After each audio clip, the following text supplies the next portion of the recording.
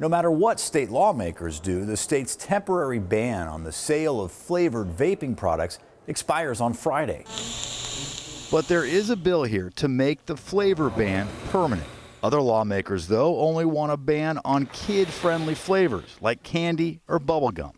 Now to the open carry proposal. I'm surprised we're not bum rushing these doors and kicking these guys out. Last Friday, a group of 100 pro-gun activists with guns on full display raised their concerns about anti-gun legislation and voiced their support for Representative Matt Shea, the Republican accused of participating in domestic terrorism events.